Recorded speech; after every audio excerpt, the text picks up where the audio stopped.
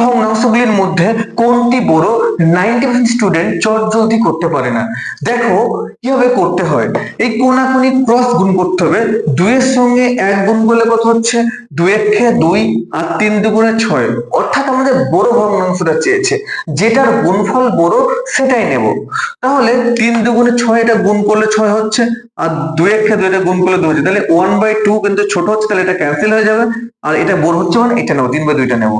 Similarly আমরা কি করব, এবারে কোনাকুনি গুণ করব। এই 6টা মনে করো তখন আর নেই। এবারে কোনাকুনি গুণ করলে কত? 3 7 কত হচ্ছে? 3 7 হচ্ছে 21, আর হচ্ছে এখানে কত হচ্ছে? 5 দুগুণে কত হচ্ছে? 10। তাহলে 10 বরণ 21 বরণ আমরা সবাই জানি। তাহলে অর্থাৎ কোনটা বড় হচ্ছে? 3/2 হচ্ছে সব থেকে বড় ভগ্নাংশ।